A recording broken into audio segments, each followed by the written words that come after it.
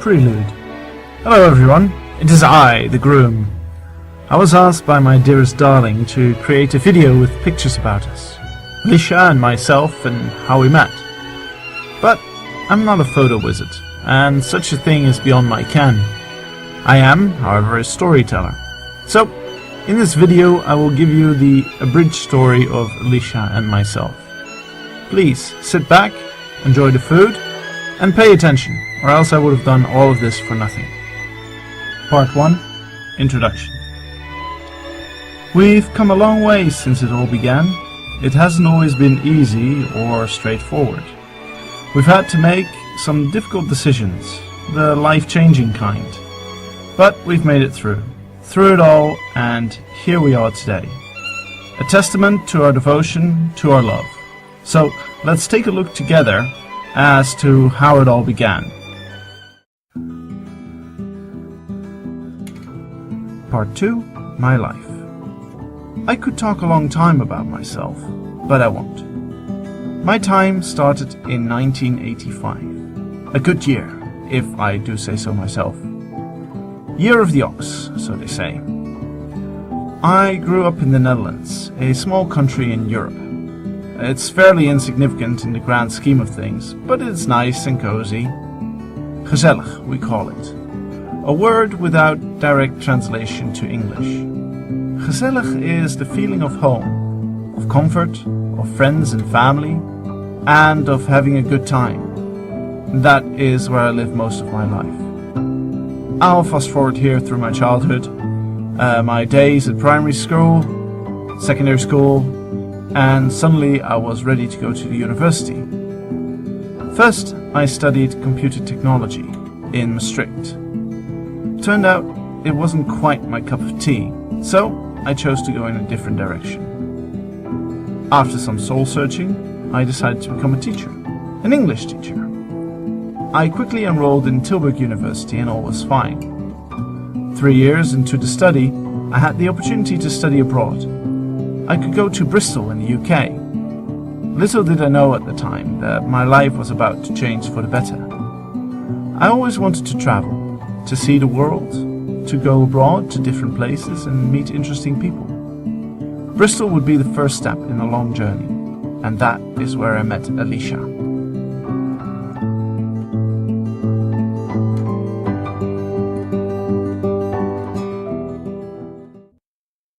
Part 3. Ellesha. It would be injustice to my dearest to talk only of myself. After all, this thing is as much about her as it is about me, perhaps even more so. Though most of you have known her for longer than I have, I still want to tell you about her, if anything from my perspective. So please bear with me with my rose-tinted glasses. In the 5 years that I have had the privilege of sharing with her, I learned a great deal about her, as I should. One of the first things that struck me was her caring and kindness for others, for her friends, and more importantly for her family. She was, and still is, always thinking of others first.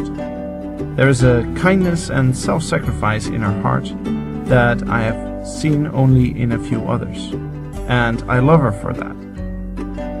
This especially applies for her family. I thought I had a sizable family, with 3 brothers and a sister. But when I asked Ellesha about her siblings, she informed that they were 9 total, and I was shocked. At the time, I could only imagine how noisy it had to be at home. Ellesha spoke always very happily about this, how everyone would be in the living room, working, watching the TV, and talking to each other. For this, and more, I must profess that I have the utmost respect for her parents. It could not have been easy dealing with so many children in the house, and especially with, in her own words, a troublemaker like Ellesha. She told me that more than once her parents had to come over to school to talk to her principal. I can only imagine that Ellesha had gotten into trouble over her strong personality. She can bring a tremendous amount of discipline to bear and has great willpower to overcome obstacles. Whenever she gets something in her mind, there is no stopping it. She will get wherever she wants to get through her will and determination. I'll illustrate with an example. In Bristol, not long after we started dating, she saw me riding a bike around. Now, as a Dutchman, this is second nature for me. There are, after all, more bikes in the Netherlands than there are people. She decided she would get one too, despite her mother saying it was a bad idea, despite me saying it was a bad idea. She got one anyway, and she made it work. She went everywhere with the bike, to work, to her classes, through rain and wind and snow she would ride. I must say, I was impressed. Truly, there are few tougher than her. Part 4. How we met. It was in Bristol where I first met Ellesha. I had arrived at the university campus only a week before, and there was this meeting and a talk for the new international students who were starting their year at the university. I was seated behind Ellesha, that's where I first saw her. Now, this isn't some kind of movie or song, and other than noticing a pretty girl, I didn't really pay attention to her. Though I do still remember one of the lines that the CEO said in his speech that day.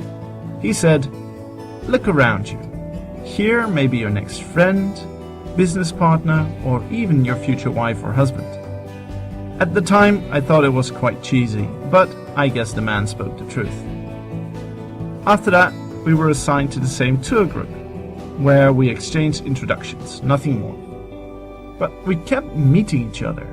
In the pub later that evening, at a white t-shirt party the next week, and in the university bar again and again, and I kept noticing her more and more. Eventually, we exchanged phone numbers and started dating. And that's where the adventure of a lifetime started. First, in Bristol, us studying together. Then Ellesha found a job in Scotland.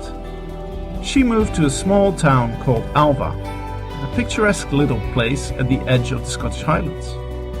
There we would often walk a small path into the hills.